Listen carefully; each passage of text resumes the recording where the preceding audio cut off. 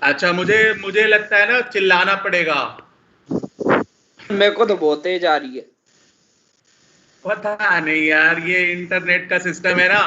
मैंने भी 4 बार उसको फोन किया कि भाई पूरी आवाज नहीं जाती बच्चों को। मैं मीटिंग लेता हूँ, मीटिंग में कभी आवाज जाती है कभी नहीं जाती, पता नहीं चलता। अच्छा चलो स्टार्ट सर उसको जो डिवाइस है उसकी साउंड को चेंज करना पड़ेगा स्पीकर के लिए। सर फोन में ऑप्शन है जो ऑडियो का दिखा रहे हैं, उसको होल्ड करेंगे तब पता चल रहा है कि उसमें डिवाइस, स्पीकर और ऑडियो ऑफ। स्पीकर करने पे आपकी साउंड लाउड हो जाती है। अच्छा, तो स्पीकर करना पड़ेगा। Yes sir. सर आपकी बहुत आवाज आ रही है। बहुत आ रही है, कम आ रही है?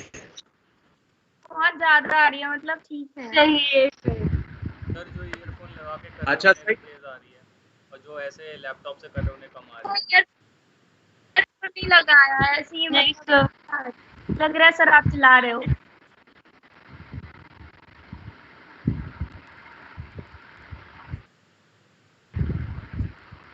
हेडिंग डालो nitrogen family 15th group.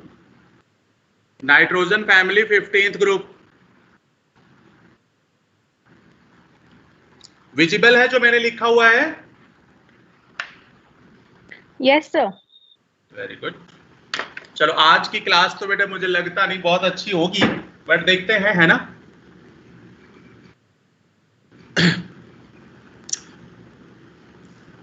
Nitrogen family है ये, या इसको कहते हैं निकोजन फैमिली। पी साइलेंट है,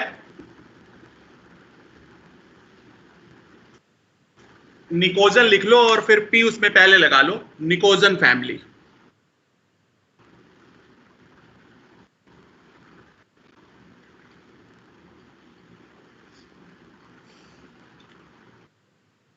due to poisonous nature of hydride, due to poisonous nature of hydride,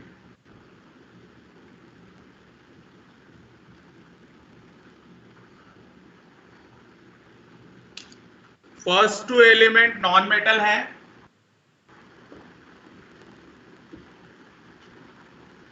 non metal. Second 2 element metalloids हैं,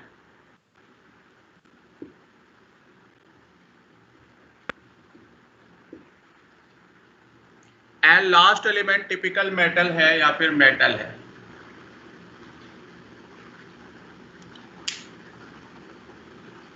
विजिबल है बच्चों? Yes sir. Yes sir. Yes sir. वैसे मैंने पैड भी लगा रखे हैं, तो मैं लास्ट में ना जब क्लास खत्म हो जाएगी तो आपको पैड से भी थोड़ी सी प्रैक्टिस करवाऊंगा, नोट पैड्स।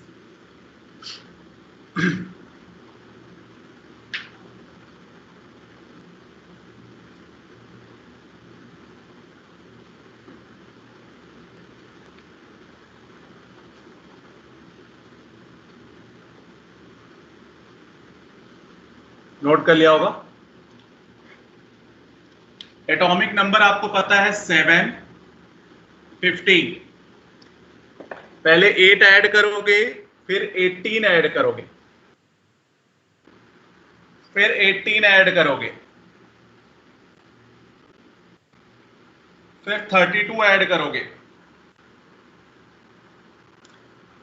पी ब्लॉक का मैजिक नंबर जो होता है बेटे 8, 18, 18, 32। 8, 18, 18, 32। हर पी ब्लॉक में यही मैजिक नंबर ऐड करना है, अदरवाइज आपसे एटॉमिक नंबर नहीं होएगा।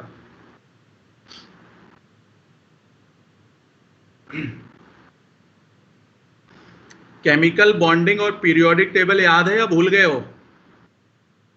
याद है सर। चलो याद है सर। हाँ, आप लोग की भी आवाज मुझे बहुत तगड़ी वाली सुनाई पड़ रही है, ऐसा लग रहा है मुझे डांट रहे हो। Valence electron 2, 5, 2, 8, 5, 2, 8, 18, 5, 2, 8, 18, 18, 5, and so on,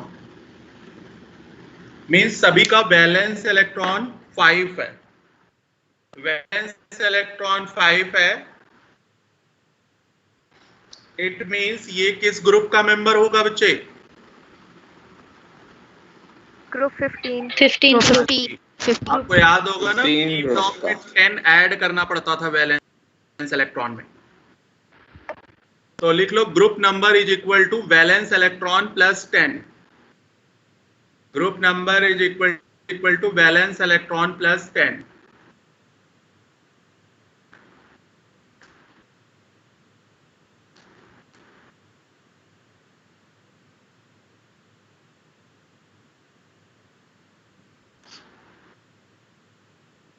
तो ग्रुप इसके हो गए 15। पीरियड काउंट करने के लिए मैंने आपको बता रखा है, जैसे आर्सेनिक है तो 1 2 3 4, ये 4th पीरियड का हो जाएगा आर्सेनिक, जो एंड 5th का होगा, बिस्मथ जो होगा वो 6th का होगा, है ना।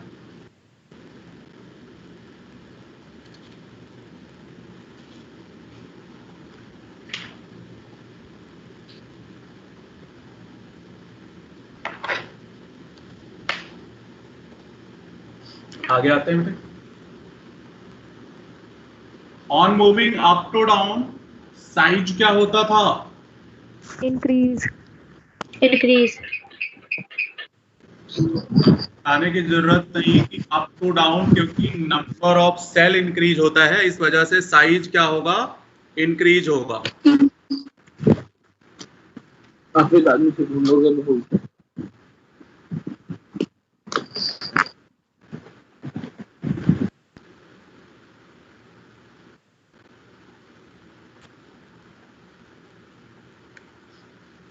साइज इंक्रीज होगा। आयोनाइजेशन एनर्जी क्या होगी? इंक्रीज आयोनाइजेशन एनर्जी डिक्रीज होगी, डिक्रीज होती है। डिक्रीज होगी।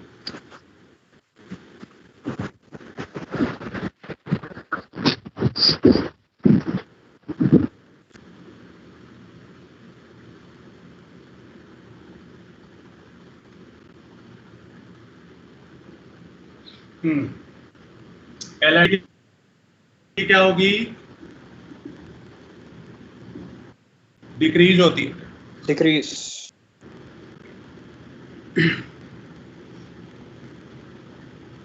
तो ये सब सिंपल है, इसमें कुछ भी नहीं है।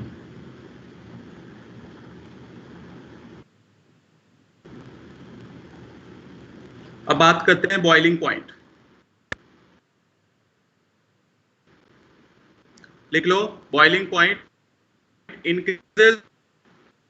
increases down the group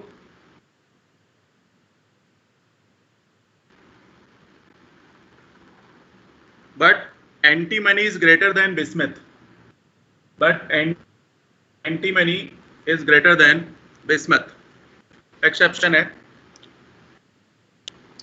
due to lanthanide contractions, वो अभी पढ़ेंगे।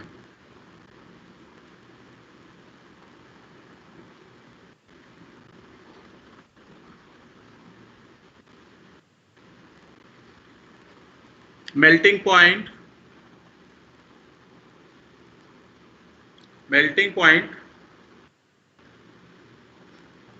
increases up to arsenic,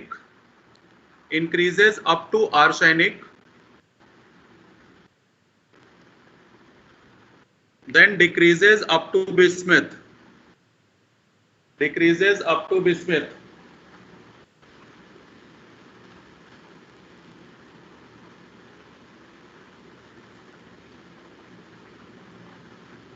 तो मेल्टिंग और बॉइलिंग पॉइंट में एक्सेप्शन है बेटे, तो वो ध्यान रखोगे आप।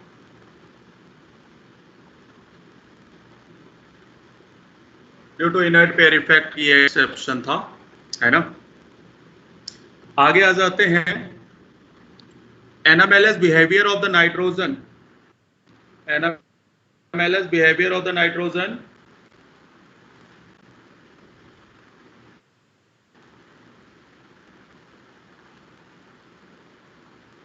सर एक बार रिपीट कर दीजिए। Anomalous behaviour of the nitrogen. Nitrogen exist in diatomic. Sir repeat कर दो ये। Anomalous behaviour of nitrogen.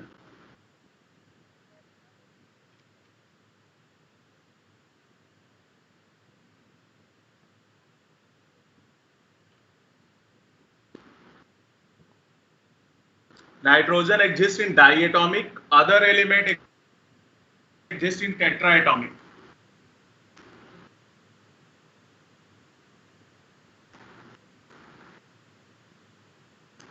Anomalous behaviour का रीजन क्या होगा? Due to small size, high electron density, and availability of vacant d orbitals.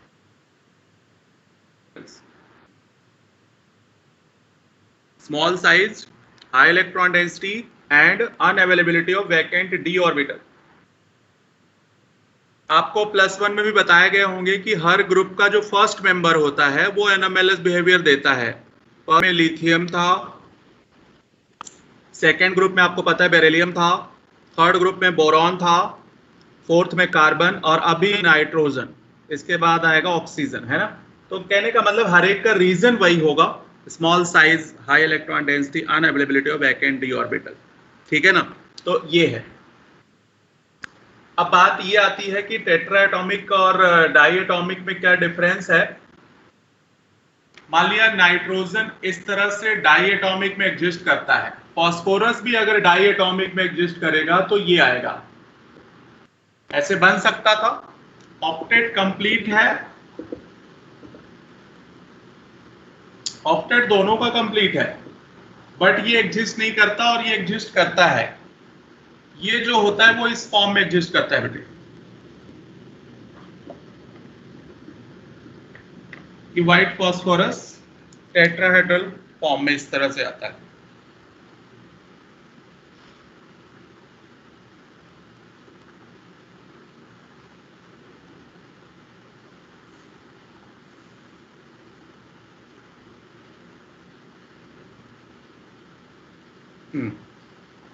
अब बात ये आती है कि P2 क्यों नहीं एग्जिस्ट कर सकता है। अगर N2 एग्जिस्ट कर सकता है तो व्हाई नॉट P2, है ना। एक्चुअली में देखो हाँ, ये पाई बॉन्ड है 2, इसमें भी 1 सिग्मा 2 पाई, इसकी बॉन्ड लेंथ ज्यादा होगी बेटे पाई की। पाई तो ऑलरेडी वीक था और P2 में अगर पाई बॉन्ड बनाता है तो बॉन्ड लेंथ बहुत ज्यादा हो जाता है, इस वजह से उसकी स्ट्रेंथ वीक हो जाती है और रूम टेम्परेचर को बेयर नहीं कर पाता है, इस वजह से ब्रेक हो जाएगा, ठीक है ना। तो सो दैट P2 एग्जिस्ट नहीं करता, P2 इस फॉर्म में एग्जिस्ट करता है सिग्मा बॉन्ड बना के। सिग्मा बॉन्ड बना के अगर वो एग्जिस्ट करता है तो उसकी स्टेबिलिटी उससे ज्यादा होती है, तो कंपाउंड अपने मोस्ट स्टेबल फॉर्म में मिलेगा आपको, है ना।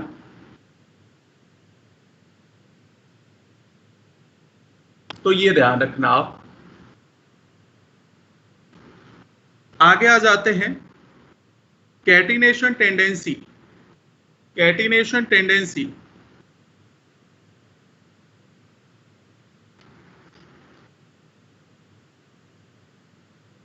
Catenation directly proportional to bond energy. Catenation directly proportional to bond energy.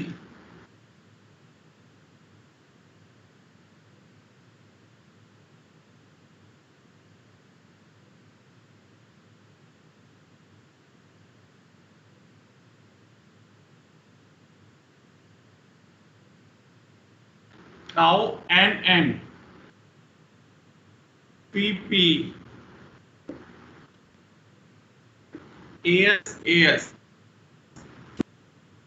है ना। तो अप टू डाउन मूव करते हैं तो बॉन्ड एनर्जी क्या होती है बेटे, डिक्रीज होती है। इस वजह से जो कैटिनेशन होगा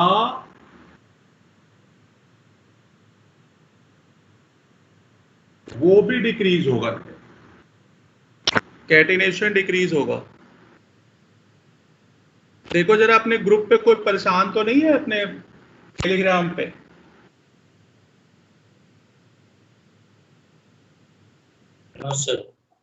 ठीक, बट इसमें एक्सेप्शन आएगा बेटे। PP का कैटिनेशन NN से ग्रेटर होगा। ये इंपॉर्टेंट है, यहां से क्वेश्चन आता है। रीजन फिर से वही होगा बेटे, small size, high electron density, unavailability of vacant D, और लोन पेयर रिपल्सन हो जाता है। नाइट्रोजन में ना लोन पेयर बहुत पास हो जाते हैं, इलेक्ट्रॉन डेंसिटी हाई हो जाती है, जिसकी वजह से रिपल्सन हो जाता है और इसकी वजह से बॉन्ड वीक हो जाता है बेटे। तो एक्सेप्शनली याद रखना, होना चाहिए था कैटिनेशन प्रॉपर्टी सबसे ज्यादा नाइट्रोजन की, बट है फास्फोरस की।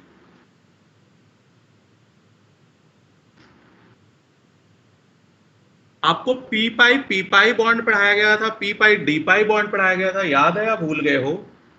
सर याद है। Very good. याद है। ना याद हो तो कॉपी साथ लेके बैठो। अगर आपके पास पी ब्लॉक की कॉपी है, सॉरी केमिकल बॉन्डिंग की, तो वो कॉपी साथ रखो, है ना। मैं आपको इससे रिलेटेड बातें बताता हूं। लाइक नाइट्रोजन है,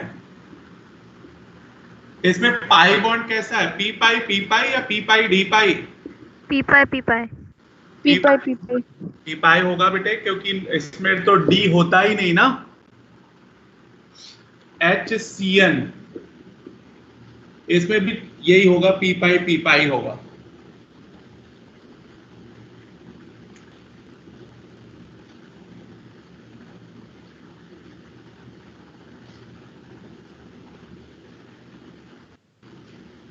पी पाई डी पाई भी इस ग्रुप के मेंबर बनाते हैं।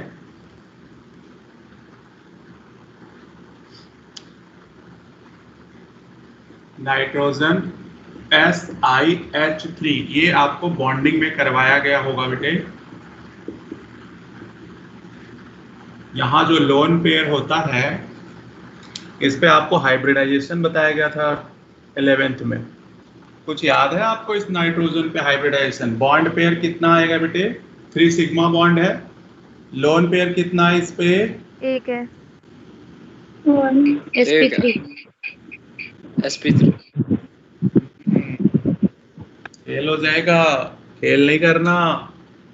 sp2 है बेटे, लोन पेयर 0 है, क्योंकि वो पाई बॉन्ड बनाने में चला गया, पी पाई डी पाई। ये लोन पेयर जो है ना, इसके साथ बॉन्ड बना लेगा, बैक बॉन्ड। सिलिकॉन के पास वैकेंट डी है या नहीं? है सर, है। हाँ जी, तो इसीलिए इसका हाइब्रिडाइजेशन होना चाहिए था बेटे sp3, बट है कितना? sp2। रीजन क्या बताओगे? Due to back bonding.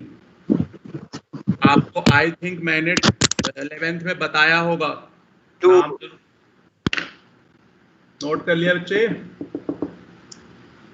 हाँ, जरा ध्यान दें।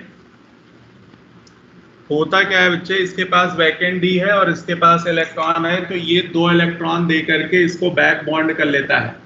तो ये पाई बॉन्ड है। ये जो पाई बॉन्ड है बेटे, इसे कहते हैं पी पाई डी पाई। नाइट्रोजन का p ऑर्बिटल इन्वॉल्व होगा और सिलिकॉन का d ऑर्बिटल इन्वॉल्व होगा बेटे, इसलिए ये p पाई d पाई बॉन्डिंग बना सकता है। मतलब कहने का ये है कि इस ग्रुप के जो मेंबर हैं वो p पाई भी बना सकते हैं और p पाई d पाई भी बना सकते हैं बेटे।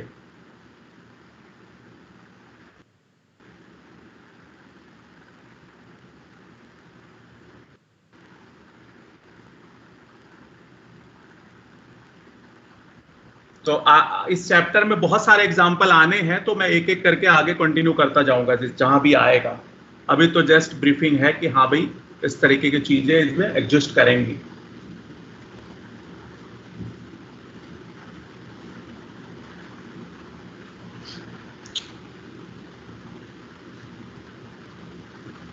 नाइट्रोजन CH3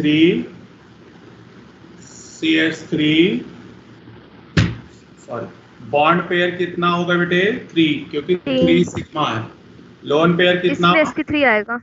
हाँ याद वन आ होएगा, उसकी sp3 है। वैकेंसी ऑर्बिटल नहीं है।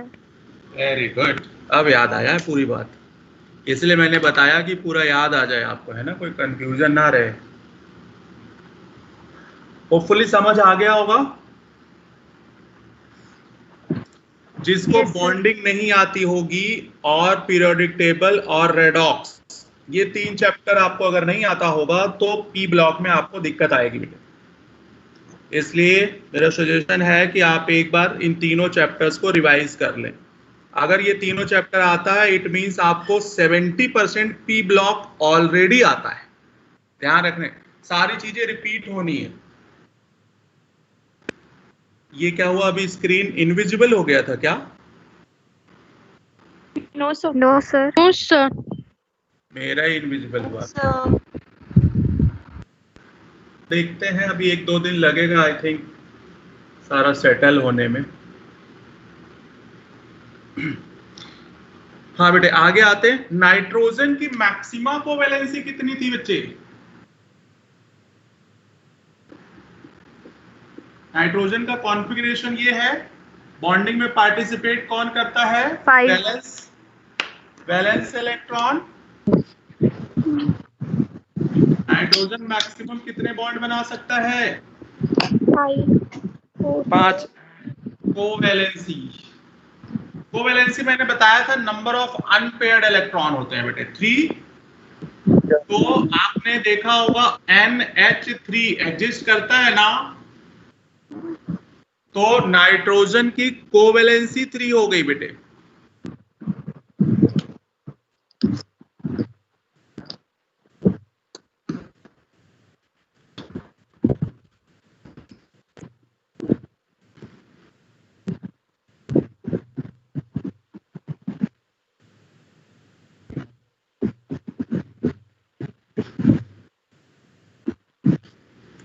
हाँ आगे चलते हैं बेटे, मैक्सिमा कोवेलेंसी लिख लो।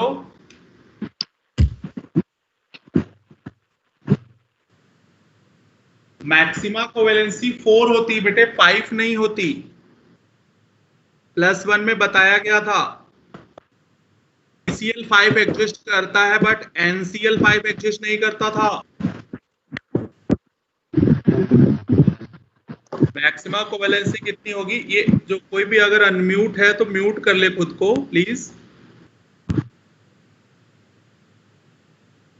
हाँ मैक्सिमा कोवेलेंसी 4 होती है बेटे, 5 नहीं होती। इस ग्रुप में ये एक्सेप्शन है।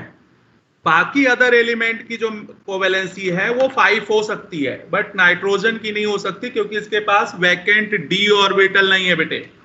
रीजन लिख सकते हो, due to unavailability of vacant d orbitals. Due to unavailability of vacant d orbitals.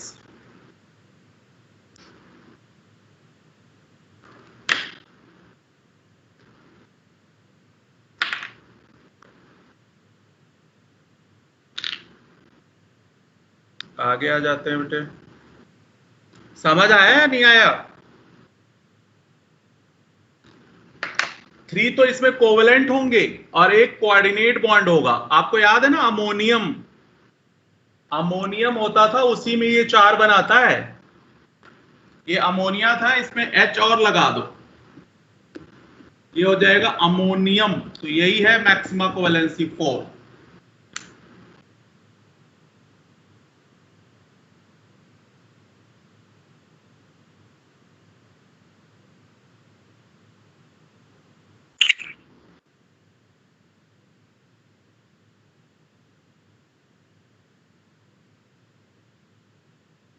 आगे आ जाते हैं बेटे। ऑक्सीडेशन स्टेट, ऑक्सीडेशन स्टेट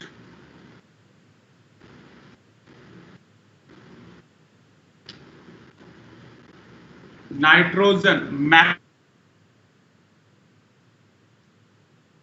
आपको ये भी रेडॉक्स में बताया गया होगा। मैक्सिमा का मतलब वैलेंस इलेक्ट्रॉन +5 से -5। हाँ जी बेटा। मिनिमा का मतलब वैलेंस इलेक्ट्रॉन -8, वैलेंस इलेक्ट्रॉन -8।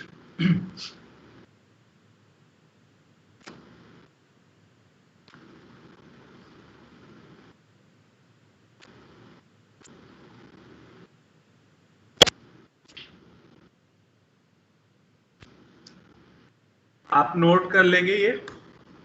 देखिए, मतलब नाइट्रोजन का मैक्सिमा तो +5 होगा और मिनिमा -3 होगा बेटे। -3 से कभी भी कम नहीं हो सकता और +5 से कभी भी ज्यादा नहीं हो सकता बेटे। Maximum oxidation state 5, minimum oxidation state -3।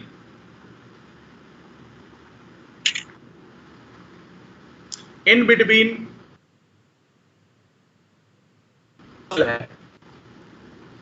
Example से चलते हैं। NH3 नाइट्रोजन पे बता दो oxidation number NO, N2O, N2O3, N2O4, N2O5, HNO3, ये है सभी। तो आई थिंक मुझे बताने की जरूरत नहीं कि ऑक्सीडेशन स्टेट कैसे फाइंड आउट करते हैं। -3, +2, +1, +3, +4, +5, +5। इसमें किसी को किसी में कोई प्रॉब्लम हो तो पूछ सकता है।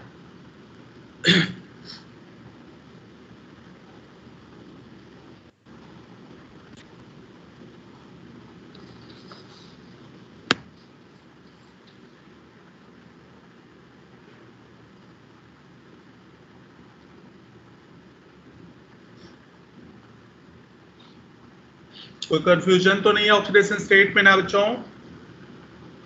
No sir. Very good. अच्छा, आपको +1 के P ब्लॉक में इनर्ट पेयर इफेक्ट बताया गया था। Nitrogen, phosphorus, arsenic, antimony and bismuth. ये अपने 2 ऑक्सीडेशन स्टेट में एग्जिस्ट करता था बेटे।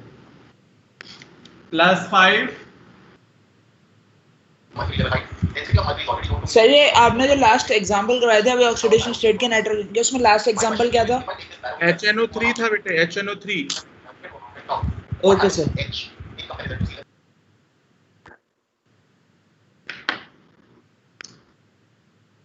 हाँ, +5 एंड +3।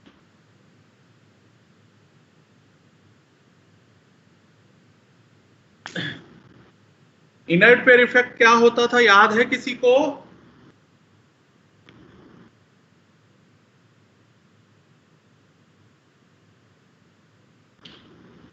किसी को नहीं याद है? Very good.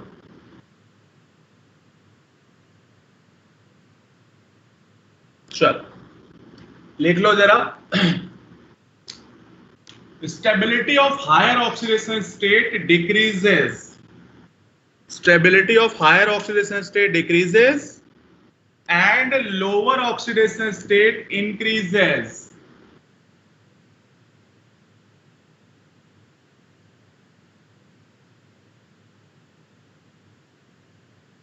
Stability of higher oxidation state decreases, oxidation state increases.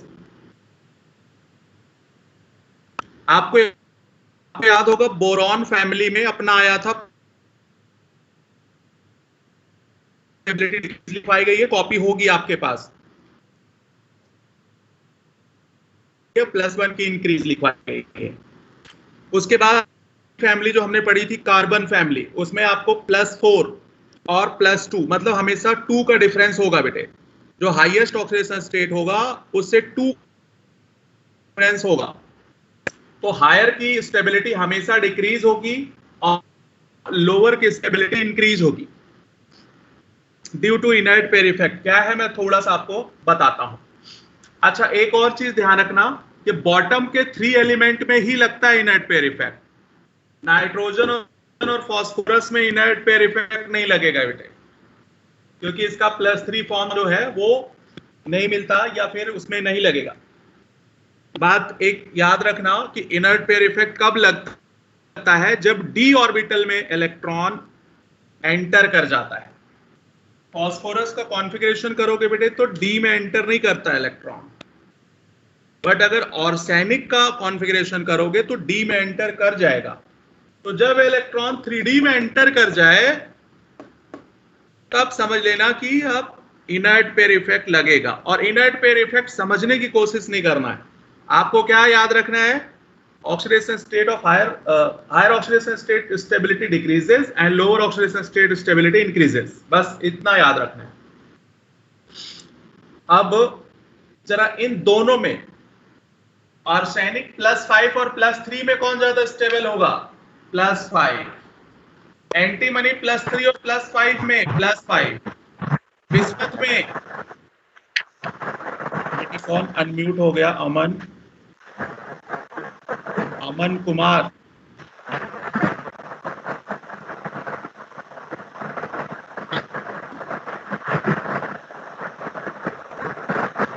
कौन है यार? बात जारी रखो।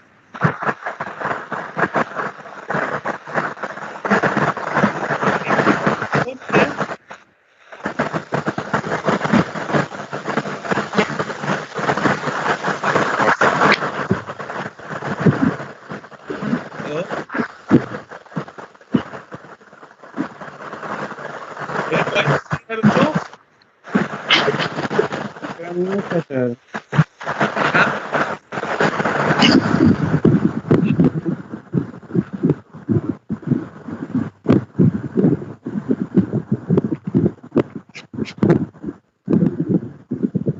आवाज आ रही बच्चों? Yes sir. Yes sir. Yes sir. चलो ये नोट कर लिया? Yes sir. हाँ, आर्सेनिक में +5 ज्यादा स्टेबल है, एंटीमनी में +5। हाँ बोल बेटा। माइक अनम्यूट है सर किसी का। अब आपकी आवाज आ रही है। बेटे कौन अनम्यूट है, प्लीज म्यूट कर लो। अभी आई थिंक सही है। Yes sir. Yes sir. Yes sir. हाँ ये हो गया। अब इससे क्वेश्चन क्या पूछेगा बेटे वो मैं देखता हूं।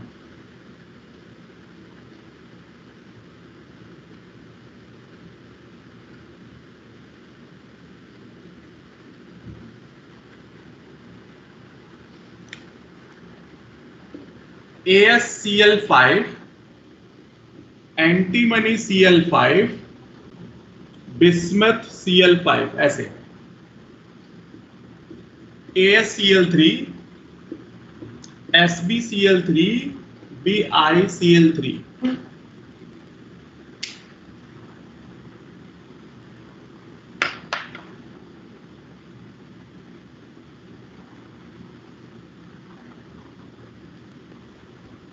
इसमें पूछेगा स्ट्रॉन्गेस्ट ऑक्सीडाइजिंग एजेंट।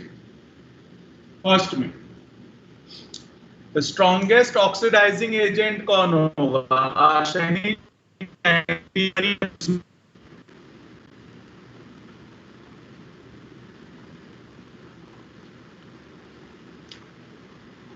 ऑर्डर ये हो जाएगा बेटे, ऑक्सीडाइजिंग एजेंट का ऑर्डर ये होगा और रिड्यूसिंग एजेंट का ऑर्डर ये होगा।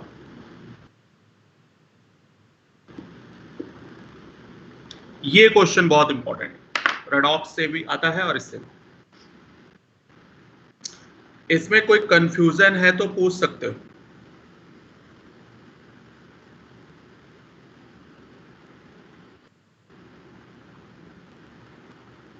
कोई कंफ्यूजन है इसमें? No sir. वाह। वैसे मैंने इस टाइप का क्वेश्चन आपको बोरॉन फैमिली में भी और कार्बन फैमिली में करवा रखा है, ठीक है।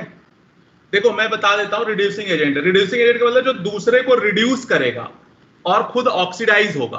तो खुद ऑक्सीडाइज कौन करेगा? इटसेल्फ को +3 वाला, क्योंकि +5 ज्यादा स्टेबल है ना इसका, तो खुद को +5 में ले जाएगा सबसे पहले। ऑक्सीडाइजिंग का मतलब होता है जो दूसरे को ऑक्सीडाइज करे और खुद रिड्यूस हो। तो ये रिड्यूस नहीं होना चाहेगा क्योंकि इसका तो +5 स्टेबल है ना, +3 थोड़ी है। बिस्मथ वाले का +5 स्टेबल नहीं था तो वो खुद को रिड्यूस करके किस में लाएगा? +3 में। तो वही है, इनर्ट पेयर इफेक्ट की वजह से ये आता है, ठीक है। तो बिस्मथ जो होगा वो स्ट्रॉन्गेस्ट ऑक्सीडाइजिंग एजेंट और रिड्यूसिंग एजेंट में आर्सेनिक। सर हाँ सर बिस्मुथ का +5 स्टैनन मतलब ये एंटी मनी के +5 से ज्यादा स्टेबल होगा ना? बिस्मथ का +5 वाली जो स्टेट है वो एंटी मनी के +5 वाली स्टेट से ज्यादा स्टेबल होगी? नो नो नो नो, +5 की स्टेबिलिटी अभी मैंने क्या लिखवाया, देख जरा कॉपी में पीछे। सर वो रह गया मेरा। हाँ तो रह गया, डिक्रीजिंग ऑर्डर होता है। +5 की स्टेबिलिटी डिक्रीज करती है और +3 की इंक्रीज करती है। और पीछे टीवी भी चला रखा है क्या तूने? नो। अच्छा वो मिस मत कर, लिख ले। हायर ऑक्सीडेशन स्टेट की स्टेबिलिटी डिक्रीज होती है, लोअर की इंक्रीज होती है। बहुत इंपॉर्टेंट क्वेश्चन इनर्ट पेयर का। सर हाँ बोल बेटे। सर बोल, बोल। जो आर्सेनिक उसकी +5 स्टेबल है +3? नहीं +5 बेटे, मैंने लिखवाया है कॉपी में, देख पीछे। सिर्फ बिस्मथ का +3 स्टेबल है, बाकी सबका +5 स्टेबल है बेटे। Only bismuth. कार्बन फैमिली में जाएगा तो ओनली लेड, और अगर बोरॉन फैमिली में जाएगा तो थैलियम। मतलब जो लास्ट एलिमेंट है सिर्फ उसका लोअर ऑक्सीडेशन स्टेट स्टेबल होता है, बाकी सबका हायर स्टेबल होता है। ऑर्डर में लिखते टाइम वो लिखते हैं, वो अलग बात है। हाँ जी आगे आते हैं बेटे।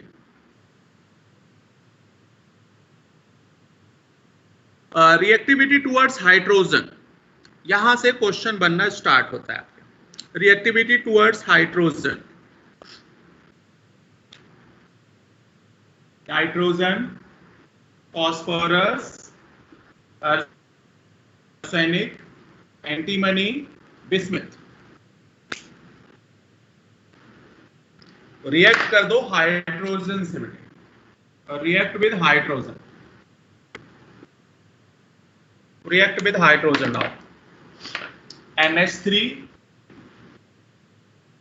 NH3, PH3, ASN,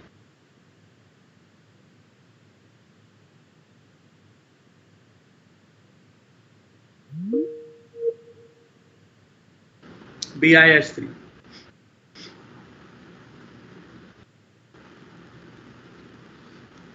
hydrides are poisonous in nature, यही हाइड्राइड्स हैं जो पॉइजनस होते हैं, जिसकी वजह से इसको निकोजन कहते हैं।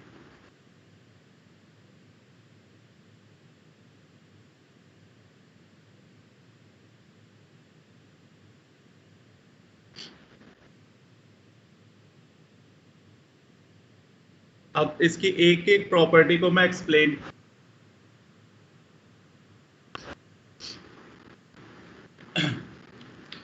NH3, NH3, PH3, ASH3, SBH3 and BiH3। ठीक है, अब इसको अगर मैं, इसमें NH3 का बॉन्ड है बट मैं NH का बॉन्ड लेता हूं, सिर्फ NH, PH, ASH, SBH, BiH। ये मैं क्या बताने की कोशिश कर रहा हूं, समझ आ रहा है? ये मैंने एक बॉन्ड बनाया है, ऐसे ऐसे 3 बॉन्ड होंगे इसमें। जरा मुझे बताओ, अप टू डाउन मूव करेंगे, बॉन्ड लेंथ क्या होगी? Increase. Bond length increase, then bond strength decrease. It means thermal stability, ऊपर वाले की ज्यादा। हाँ जी, थर्मल स्टेबिलिटी। मैं इस साइड लिख रहा हूं, थर्मल स्टेबिलिटी डिक्रीज। चाहे वो बॉन्ड स्ट्रेंथ बोले या स्टेबिलिटी बोले या थर्मल स्टेबिलिटी बोले, आंसर यही होगा बेटा, क्योंकि जिसकी लेंथ ज्यादा होती है उसकी स्ट्रेंथ कम होती है बेटे।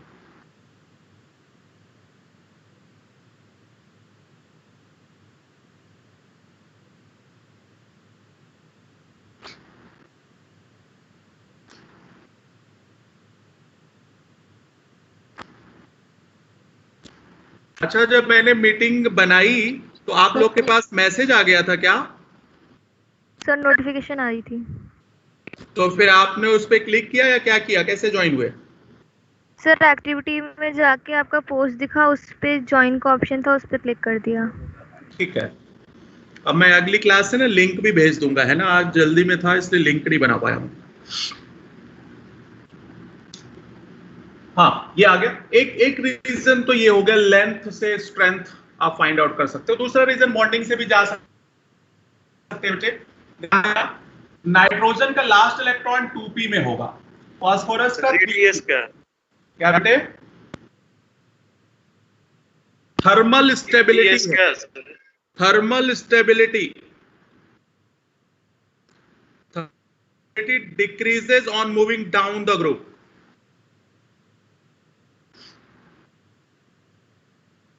हाँ मैं ये बता रहा सर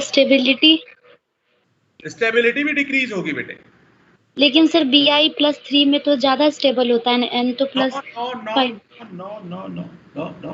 अब यहाँ पे किसकी बात हो रही है बेटे? वो तो बॉन्ड लेंथ की बात हो रही है ना, लेंथ की बात हो रही है। तो लेंथ में इसी का ये सारे ट्राई में है बेटे, इसमें कोई पेंटा नहीं है। जब एक पेंटा था और एक ट्राई, अभी थर्मल स्टेबिलिटी डिक्रीजेस। एक और रीजन से मैं बता रहा था, 2p 3p ये हो जाएगा 4p, ये हो जाएगा 5p, ये हो जाएगा 6p। और हाइड्रोजन तो हमेशा 1s होगा। ओवरलैपिंग एरिया मैक्सिमम किस में होगी बेटे? फर्स्ट में, NH में। फर्स्ट में। हाँ आपने पढ़ा था ना plus maximum overlapping, maximum loss of energy, maximum stability. तो इस रीजन से भी आप बता सकते हो कि हाँ भाई फर्स्ट का जो NH बॉन्ड है उसकी बॉन्ड स्ट्रेंथ हाई होगी। तो कुल मिला के एक क्वेश्चन बना, stability up to down hydride में डिक्रीज होगी।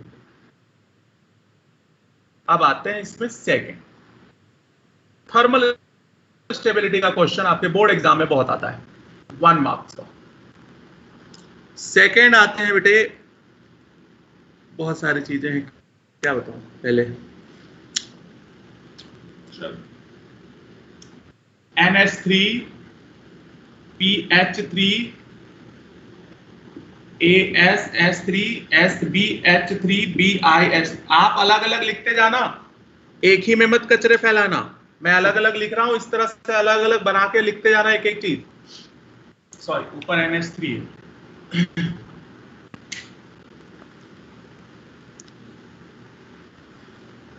अब मुझे ये बताओ बेसिक स्ट्रेंथ किसकी ज्यादा है? बेसिक स्ट्रेंथ NH3 की। जरा ध्यान से सभी लोग देखें, सबके पास लोन पेयर है और सारे के सारे लुईस बेस है बेटे, सारे के सारे लुईस बेस है। लुईस बेस याद है ना, लोन पेयर डोनर को बोलते थे। बेसिक स्ट्रेंथ डिक्रीजेस होगा बेटे, डिक्रीजेस। आप चाहो तो साइन भी लगा सकते हो डिक्रीजिंग का। Downward direction means decreases. बेटे किसी का माइक अनम्यूट है प्लीज। मैं अगली क्लास से ना ऑल म्यूट कर दूंगा।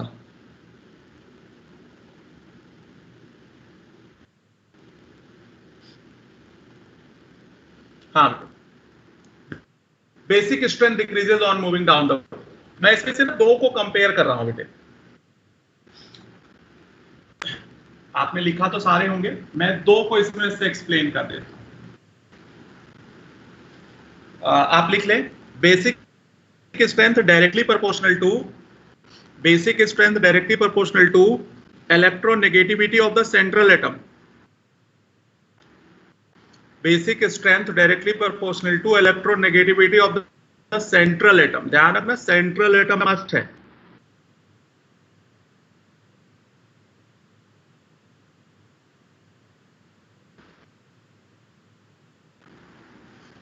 Basic strength directly proportional to tendency to donate, tendency बताया है आपको। तो मैं कंपेयर कर रहा हूं NH3 में टेंडेंसी के बाद क्या बोला? Tendency to donate lone pair,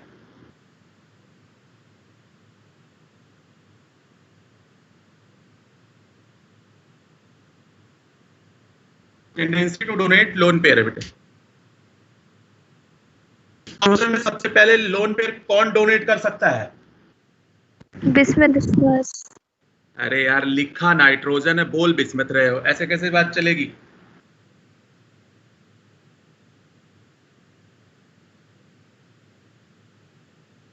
बेटे नाइट्रोजन करेगा लोन पे डोनेट। अब देखो यहां पे जो कंफ्यूजन आ रही है वो ये आ रही है बच्चे कि आपको लग रहा है बिस्मत का साइज बड़ा है इसलिए जल्दी डोनेट कर देगा, है ना? यही लग रहा है ना? तो फिर तो ऑर्डर रिवर्स हो जाएगा ना बेटे। देखो जरा ध्यान से, मुझे ये बताओ इलेक्ट्रोनेगेटिविटी नाइट्रोजन की हाइड्रोजन से क्या है? हाई है। Electronegativity, yes sir. इलेक्ट्रोनेगेटिविटी का मतलब होता है क्या? Attraction of shared paired electrons. Electron की तरफ क्या किया? अट्रैक्ट कर लेगा। तो अट्रैक्ट कर लेगा तो यहां electron density high, electron density high. Clear हो गई बात? अब जरा बिस्मत और हाइड्रोजन में नेगेटिविटी का डिफरेंस बहुत ज्यादा नहीं है बेटे, है ना? यूं समझ लो कि दोनों की इलेक्ट्रोनेगेटिविटी ऑलमोस्ट सेम है, अदरवाइज स्लाइटली हाइड्रोजन का ज्यादा होगा। तो इस बार इलेक्ट्रॉन यही रहेगा। तो आप देखो कि इसके पास इलेक्ट्रॉन डेंसिटी क्या होगी बेटे? लो होगी। रिपल्सन कहां हाई होगा? जहां पे इलेक्ट्रॉन डेंसिटी क्या हो? हाई। ज्यादा। इसलिए रिपल्सन नाइट्रोजन के पास ज्यादा है, इस वजह से इजीली नाइट्रोजन लोन पेयर क्या कर सकता है बेटे? डोनेट कर सकता है। समझ आ गई बात या नहीं आई कि नाइट्रोजन क्यों पहले डोनेट करेगा rather than bismuth? Yes sir. तो बात इलेक्ट्रोनेगेटिविटी पे आई कि नहीं आई? इलेक्ट्रोनेगेटिविटी सबसे ज्यादा नाइट्रोजन की, उससे कम फास्फोरस, उससे कम आर्सेनिक। इलेक्ट्रोनेगेटिविटी डिक्रीज होती है, इस वजह से बेसिक स्ट्रेंथ भी डिक्रीज होता है ना? आगे चलते हैं। ये होगी बात, ये हाइड्राइड्स की बात है।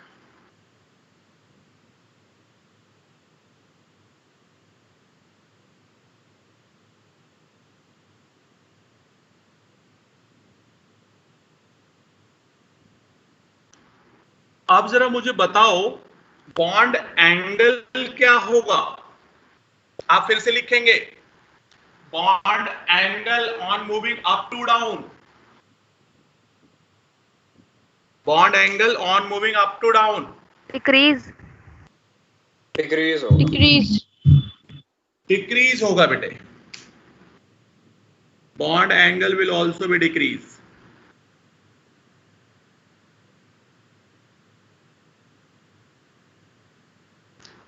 यहां भी रीजन वही लिख लो, bond angle directly proportional to electron negativity of the central atom.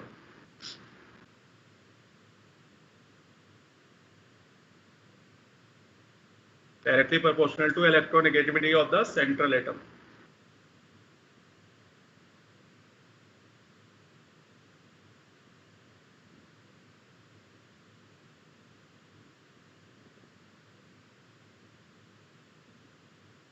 ये खुशी अग्रवाल आ गई क्या? ज्वाइन हो गई क्या आप?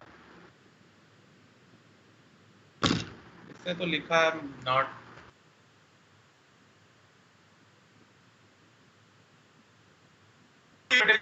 बताया था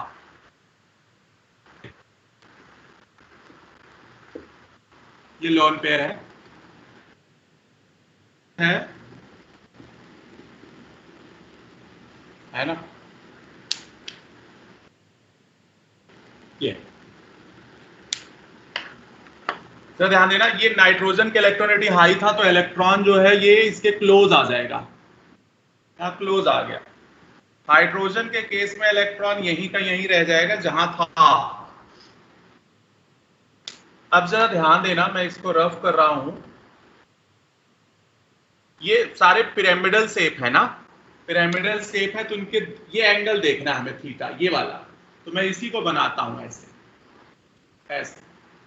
अब बात ये आती है कि एक नाइट्रोजन वाले के इलेक्ट्रॉन यहां है, नाइट्रोजन का केस, और लेता हूं तो इलेक्ट्रॉन। अब ये दोनों रिपेल कर रहे हैं, दोनों भी रिपेल करेंगे। रिपल्सन किस में ज्यादा होगा बेटे? ऊपर में।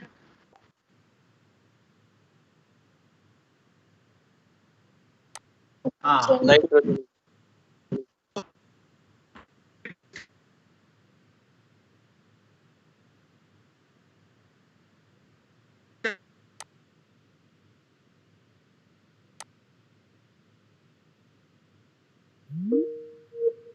काम हो गई।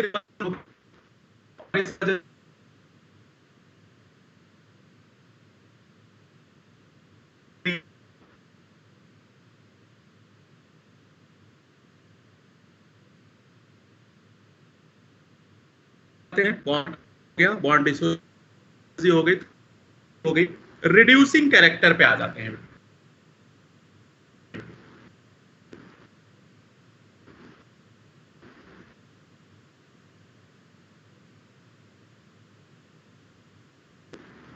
रिड्यूसिंग कैरेक्टर, रिड्यूसिंग कैरेक्टर का मतलब वही है टेंडेंसी टू लूज हाइड्रोजन।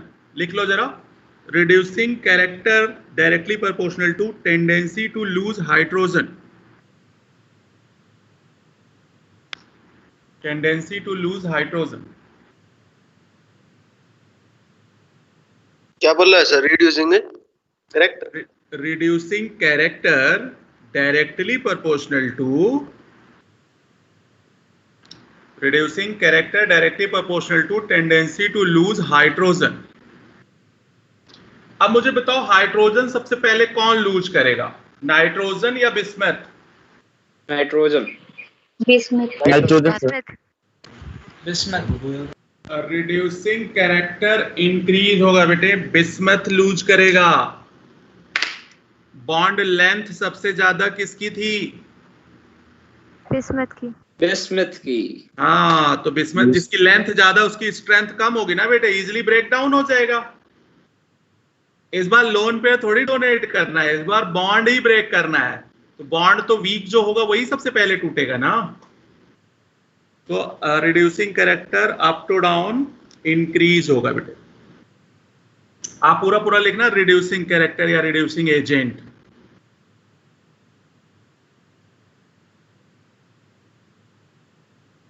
इसके बाद आ जाते हैं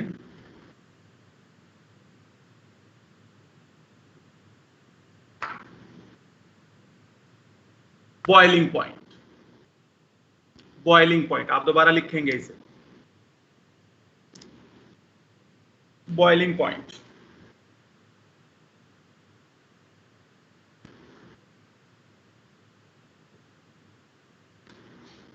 on moving up to down, molecular mass, mm means molecular mass, क्या होगा बेटे? Increase. Molecular mass increases, it means van der Waals attraction increase हो जाएगा। It means boiling point increase. Same pattern में आपको +1 में भी लिखाए गए होंगे।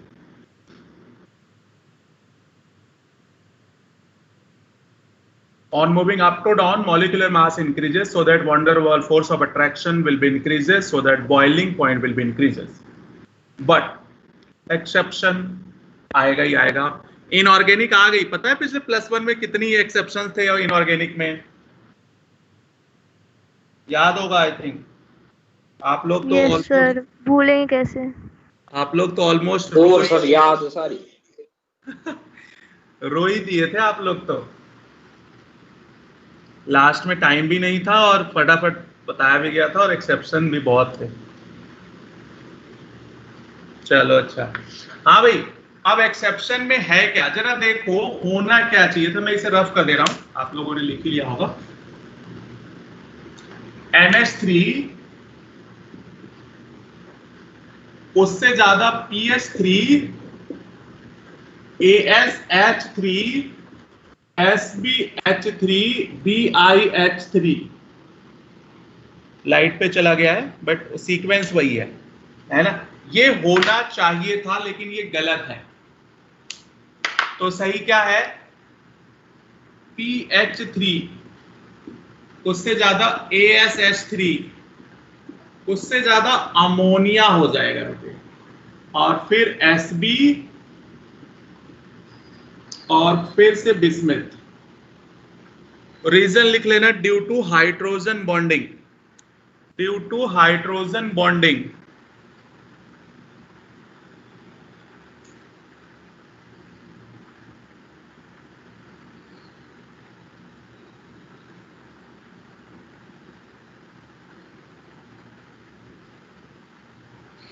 Due to H bonding. तो आई थिंक आपने +1 में पढ़ा था हाइड्रोजन बॉन्डिंग जब भी आएगा एक्सेप्शन लेके आएगा, लेकिन एक्सेप्शन के हिसाब से इसको सबसे ज्यादा होना चाहिए था, बट वो डाटाबेस है कि भाई अमोनिया 3rd पे है। अब नेक्स्ट आ जाओ melting point. Melting point, melting point में भी वही लिखोगे, दोबारा लिख के फिर से वही लिखना। Molecular mass increases, van der Waals force of attraction increases, so that melting point will also increases.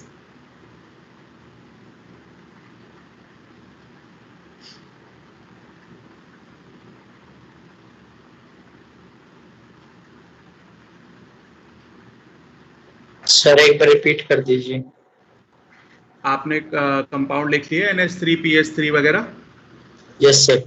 अब लिखो up to down molecular mass increases, van der Waals attraction increases, so that melting point will also be increased. Melting point will also be increased. तो same pattern पे melting point का भी answer यही होना चाहिए था, लेकिन ये गलत है। इसे लिख के काट दोगे कि ये नहीं है, होना यही चाहिए था van der Waals के हिसाब से। But exception due to hydrogen bonding, लेकिन हाइड्रोजन बॉन्डिंग इस बार पंगा हो गया, इस बार एंटीमनी से भी ज्यादा हो गया। यहां ध्यान रखना, अमोनिया 4th पे आ गया है बच्चों। अब ये भूल जाएगा, बॉइलिंग पॉइंट में अमोनिया 3rd पे था, मेल्टिंग पॉइंट में अमोनिया 4th पे है, और ये सबसे ज्यादा आता है आपके बोर्ड एग्जाम में, और हमारे यहां भी आता है, नीट में भी बहुत आता है। ये सिर्फ इसी वजह से आता है कि आप अमोनिया 3rd पे लगाओगे या 4th पे लगाओगे, और अगर एक्सेप्शन मानते ही नहीं हो तब तो वैसे भी गलत हो जाएगा।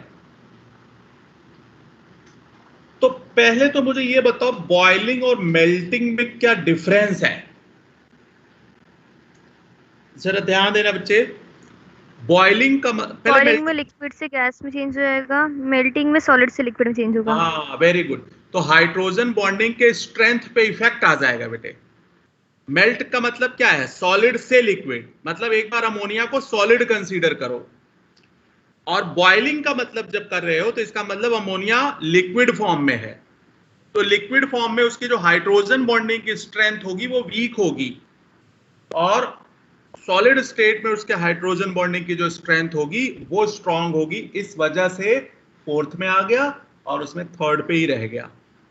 और ये तो वैसे समझाने की बात है, अदरवाइज ये डाटाबेस है ना, कि सारे इफेक्ट निकाल के, डाटा निकाल के ऑर्डर निकाल दिया। आप लोग को पैकेज मिल गया क्या पी ब्लॉक का? No sir. लगता है पी ब्लॉक का। हाँ बोल बेटे। अभी तो मेटलर्जी वाला भी नहीं मिला। मेटलर्जी वाले में ही होगा बेटे ये।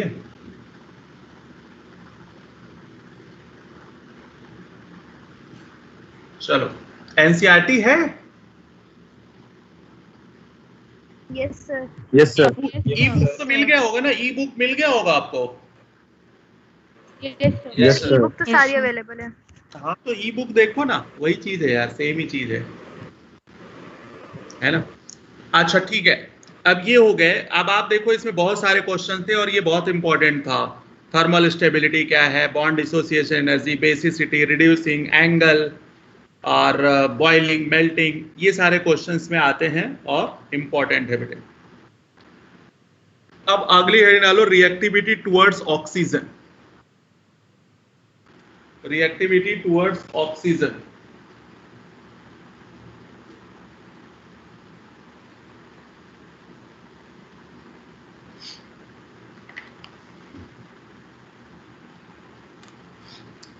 अगर ये metal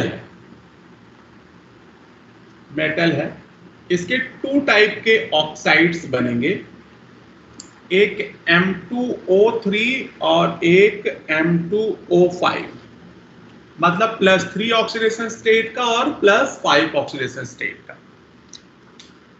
2 types of oxidation state are possible mainly.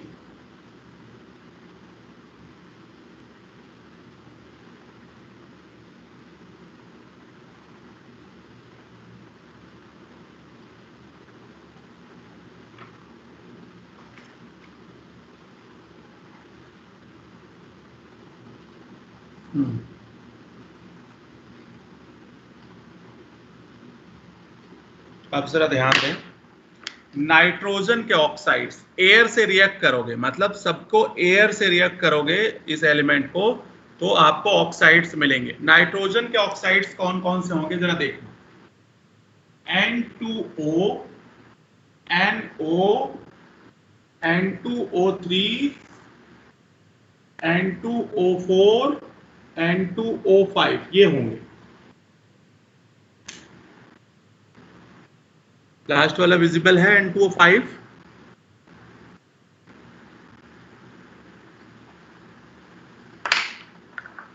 जरा ध्यान देना इस पर, ऑक्सीडेशन स्टेट +1, +2, +3, +4 एंड +5।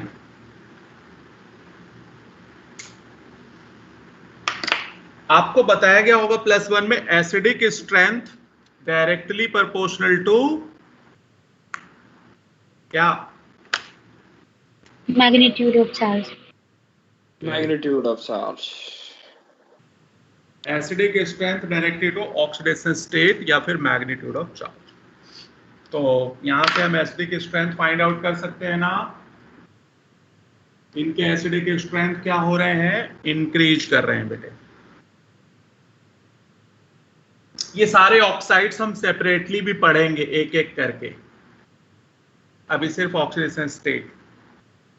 और अगली क्लास में बॉन्डिंग और पीरियोडिक टेबल रेडॉक्स की कॉपी लेके जरूर बैठे साथ में।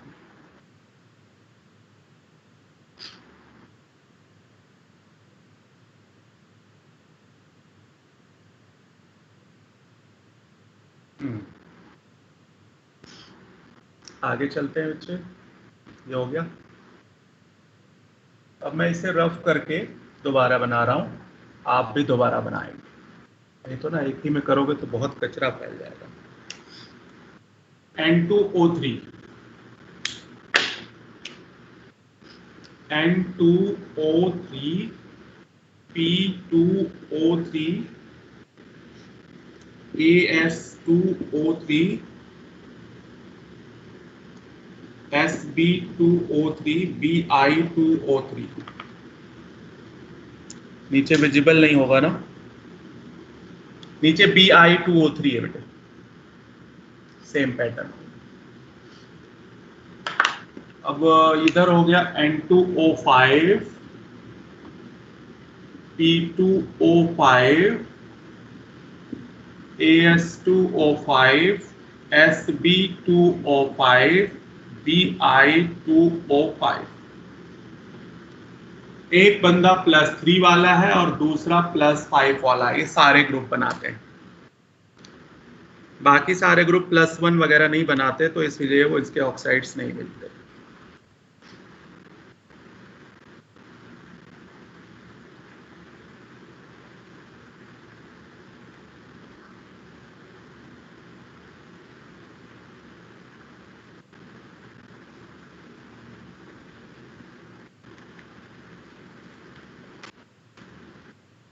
बना लिया होगा।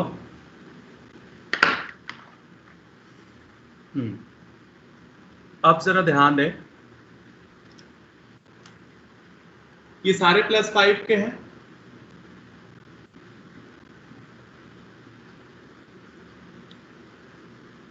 अप टू डाउन मूव करेंगे तो मेटेलिक कैरेक्टर क्या होगा? डिक्रीज। इंक्रीज करेगा बेटे। मेटेलिक कैरेक्टर इंक्रीज करेगा तो बेसिक स्ट्रेंथ क्या होगी? इंक्रीज। या फिर यूं कह लो एसिडिक स्ट्रेंथ क्या होगी? डिक्रीज। डिक्रीजेस। मतलब इन सभी ऑक्साइड्स में, चाहे वो 3rd वाले हों चाहे वो 5th वाले हों, दोनों में बेसिक स्ट्रेंथ इंक्रीज हो रही है बट एसिडिक स्ट्रेंथ डिक्रीज होगी on moving up to down.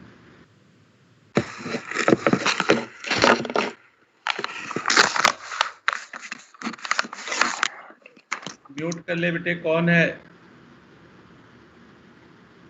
हाँ, नाइट्रोजन और फास्फोरस जो होते हैं वो एसिडिक में आ जाते हैं। आर्सेनिक एंटीमनी जो होता है वो एम्फोटेरिक होता है और बिस्मथ जो होता है वो प्योरली बेसिक होता है। First 2 member acidic, second 2 member amphoteric and last member will be basic. +3 और +5 दोनों के लिए है सर? हाँ जी, लेकिन ये मेनली जो कॉमन है वो +5 के लिए है, बट दोनों के लिए यही मेथड लगेगा। सर ये आंसर क्या है? मेटेलिक कैरेक्टर है बेटे। हाँ, आगे चलते हैं। अब आई थिंक आपका तो फिल हो गया होगा पूरा। आपका ज्यादा कचरा हो गया हो तो आप दोबारा लिख लेंगे।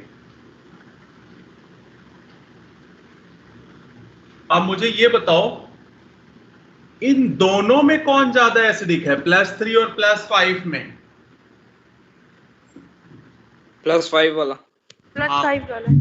+5 करस्पॉन्डिंग ऑक्साइड्स जो है, मतलब नाइट्रोजन का नाइट्रोजन से कंपेयर करना है, फास्फोरस का फास्फोरस है, फास्फोरस का आर्सेनिक से नहीं करना, बिस्मथ से नहीं करना।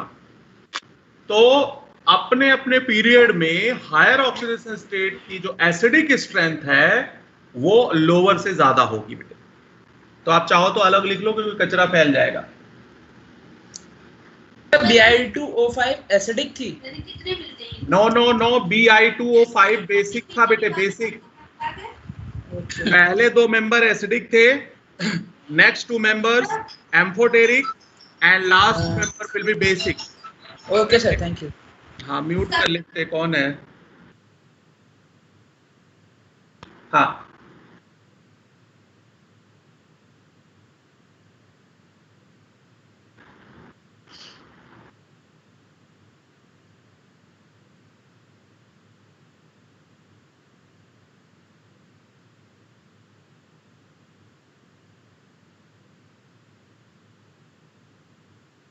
ये हो गया। अब जरा मुझे बता दो इनके स्टेबिलिटी का क्या ऑर्डर होगा? +5 की स्टेबिलिटी अभी थोड़ी देर पहले बताया था, क्या होगी?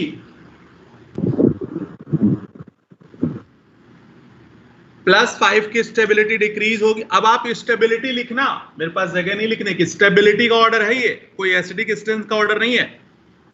Stability +5 stability decreases and +3 increases due to inert pair effect. Due to inert pair effect.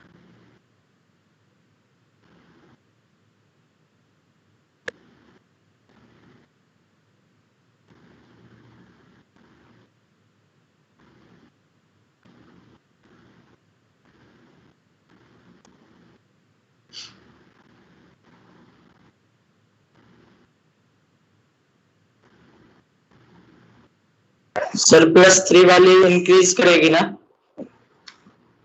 हाँ जी बेटे, +3 की इंक्रीज करेगी, +5 की डिक्रीज करेगी।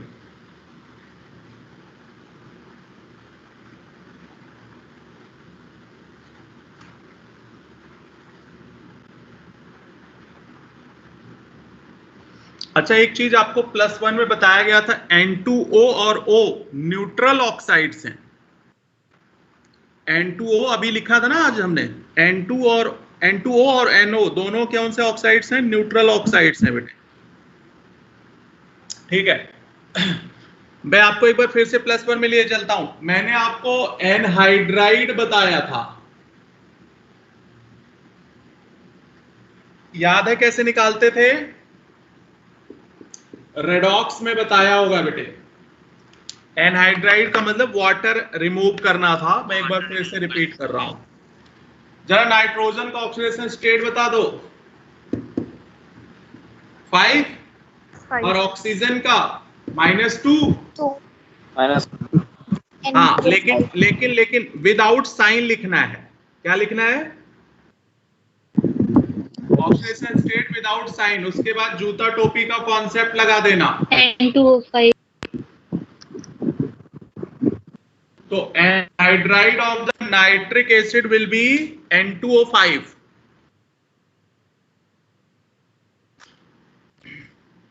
ये आपको रेडॉक्स में मैंने बता रखा है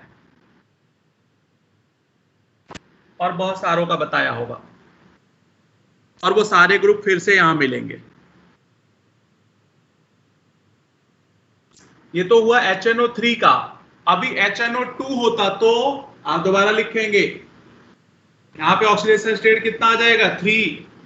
तो क्या हो जाएगा? N2O3। Very good.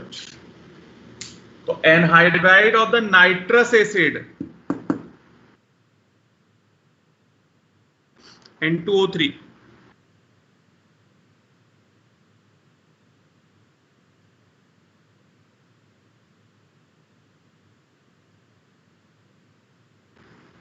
तो आज आप लोग बॉटनी में 15 मिनट क्या किए? मैम का इंतजार। ये बहुत बढ़िया जवाब था। ओहो, चलो अच्छा।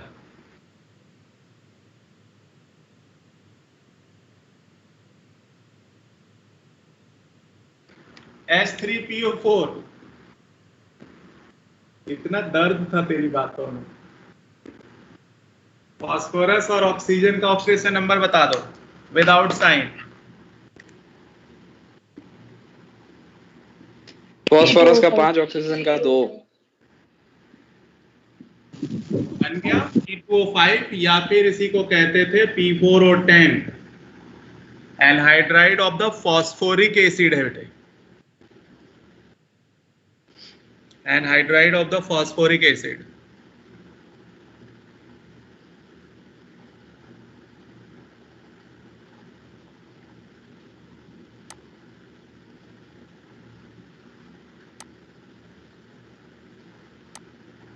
बेटे स्क्रीन सभी को विजिबल हो रहा है? कोई दिक्कत तो नहीं आ रही है?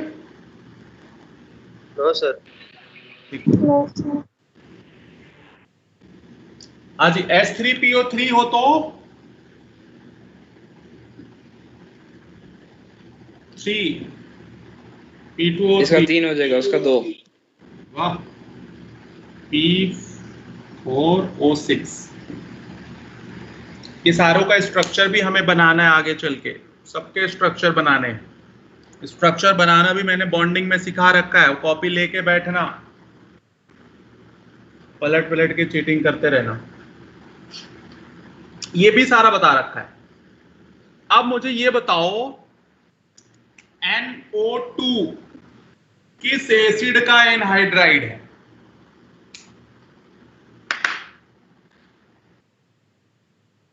NO2 किस एसिड का एनहाइड्राइड है बच्चे?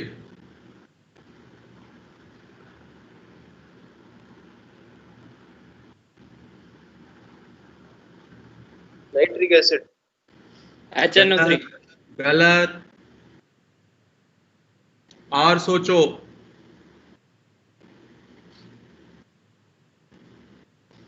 किस एसिड का एनहाइड्राइड है NO2?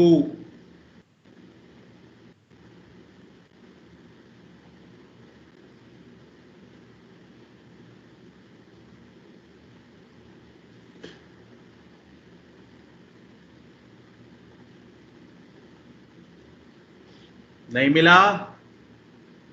देखो पढ़ने के बाद खेल हो जाएगा। HNO नो बेटे, ऐसी कोई एसिड नहीं होती। और थिंक करो। HNO4 no. HNO4 का HNO2 से HNO2 नहीं। H2NO2 नहीं।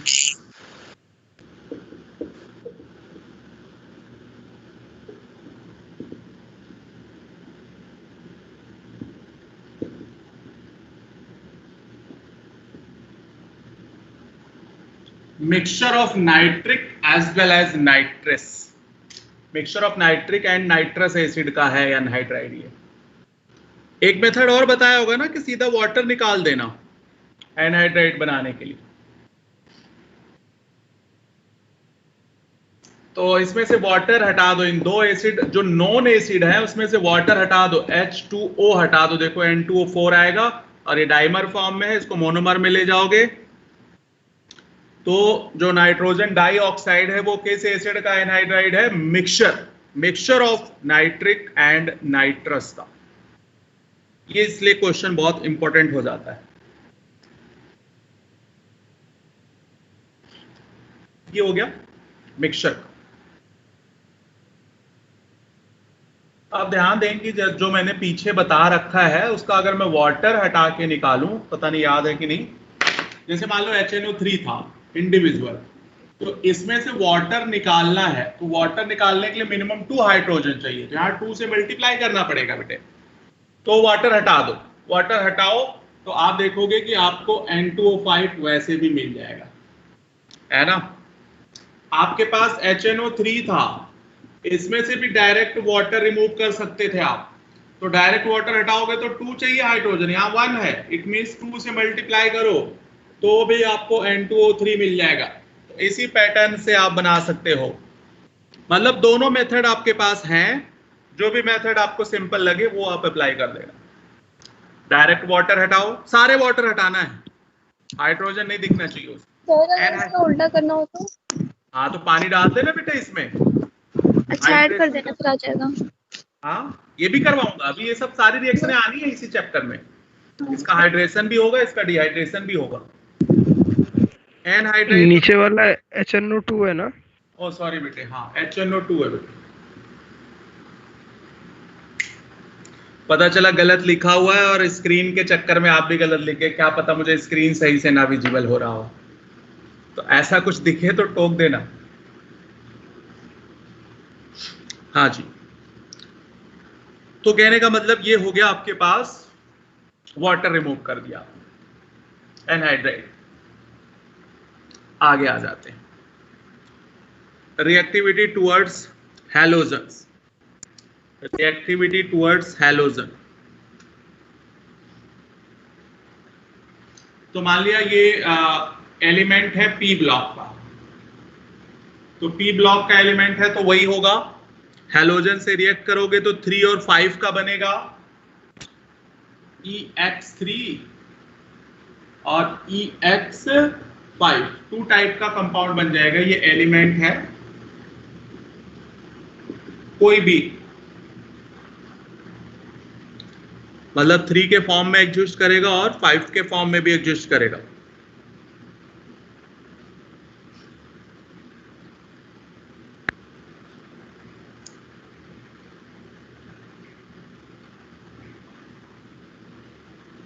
तो like NCl3, PCl3, AsCl3, antimony and bismuth। Nitrogen का पेंटा नहीं होता, PCl5, AsCl5, antimony Cl5, bismuth Cl5, ये हो गया।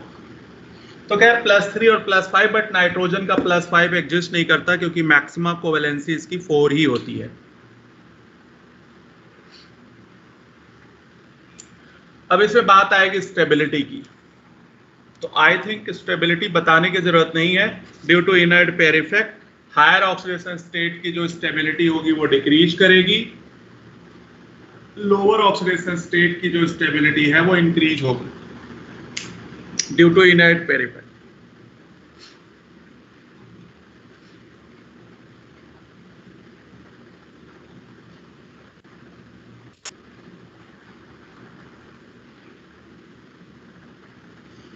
ये स्टेबिलिटी का ऑर्डर लगा हुआ है।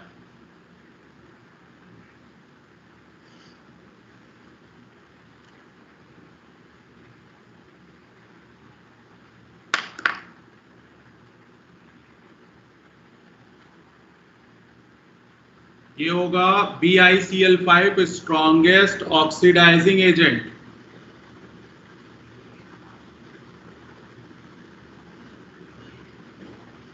यहां तक तो इनर्ट पेयर इफेक्ट लगता ही नहीं।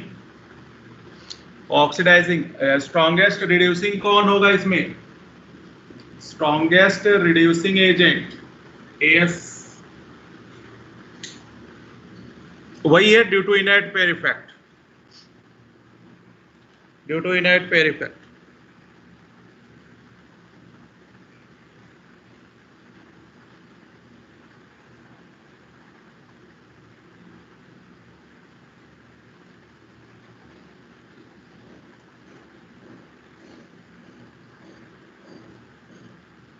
अब मुझे ये बताओ PCl3 और PCl5 में कोवेलेंट कैरेक्टर हाई किसका है?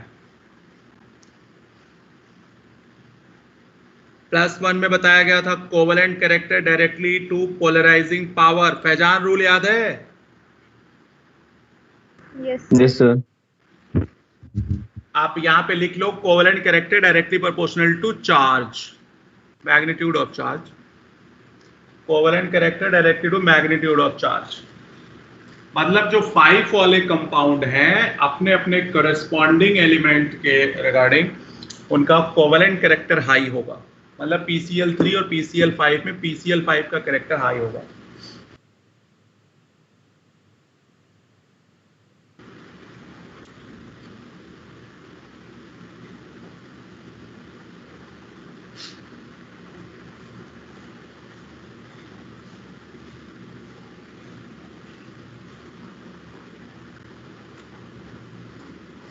नेक्स्ट आ जाते हैं इसी की hydrolysis, hydrolysis of ECl3, hydrolysis of ECl3।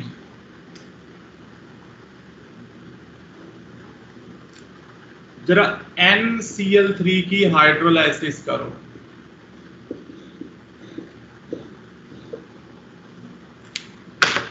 यहां से बॉन्ड तोड़ोगे ये H+OH-। नाइट्रोजन और क्लोरीन में इलेक्ट्रोनेगेटिविटी नाइट्रोजन की ज्यादा है तो ये बॉन्ड टूटेगा। मतलब ये हाइड्रोजन जो है वो नाइट्रोजन पे आके लगेगा तो ये NH3 बन जाएगा और ये क्या बन जाएगा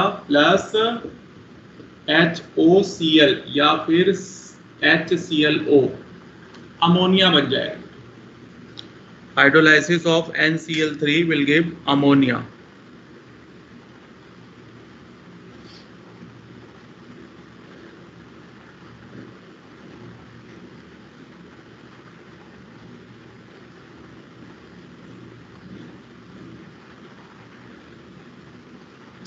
PCl3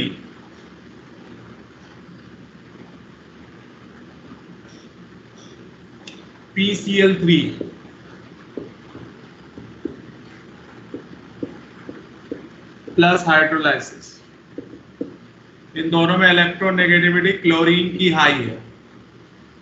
इसका मतलब फास्फोरस पे कौन जाएगा OH, तो 3 वाटर लेने पड़ेंगे, 3 OH जाके लगेगा। 3 OH लगाओगे तो ये बन जाएगा H3PO3 प्लस 3HCl, 3HCl।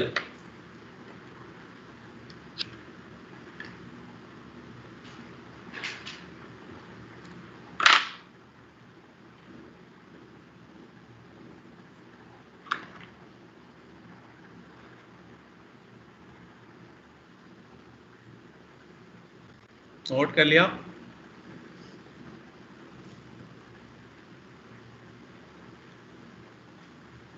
चलो अब यहाँ से अगली क्लास में करते हैं, लेकिन मैं आपको 5 मिनट ना नोट पैड पे पढ़ा के देखना चाहता हूँ कि नोट पैड का क्या एक्सपीरियंस रहता है ना बेटे।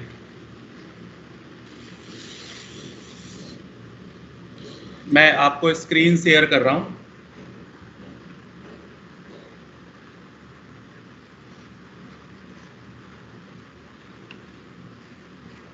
विजिबल है बेटे screen? Yes sir. Yes sir. Yes sir. Sir ये पूरी दिख रही है। पूरी दिख रही है? एक मिनट।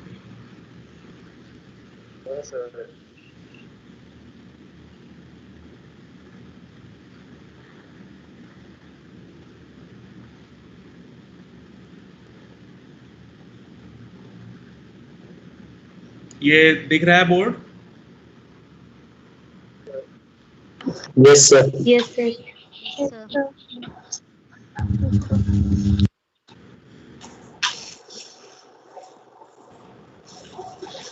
विजिबल है?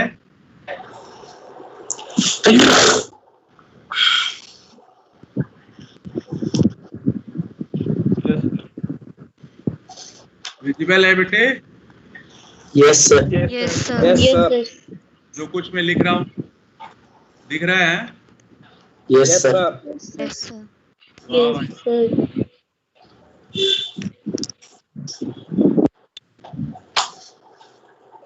Acidic strength directly to oxidation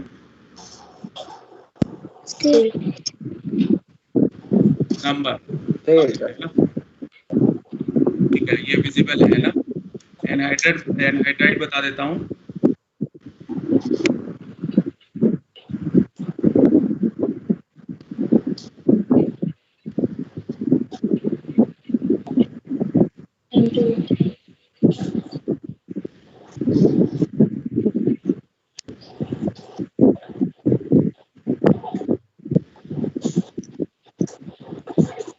ठीक है, इसका मतलब एक ऑप्शन ये भी रहेगा है ना कि भाई जो है ये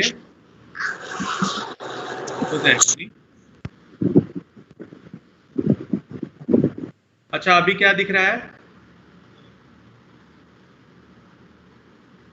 अभी जो मैंने लिखा वो दिख रहा है या मैं दिख रहा हूँ? आपकी स्क्रीन दिख रही है। आपकी स्क्रीन दिख रही है। आपका स्क्रीन दिख रही है। दोनों दिख रहे हो, आप भी आ रही हो। अच्छा मैं भी दिख रहा हूँ? आप भी दिख रहे यस सर। ठीक है ठीक है सही। इसका मतलब ये भी ऑप्शन ठीक है बेटे है ना कि भाई इस पे डिफरेंट डिफरेंट कलर से आप कुछ भी लिख सकते हो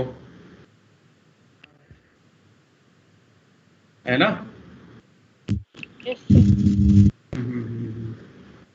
यस सर। चलो ठीक है, अब आप लोग अगली क्लास के लिए प्रिपेयर कर लो है ना। देखते हैं मैं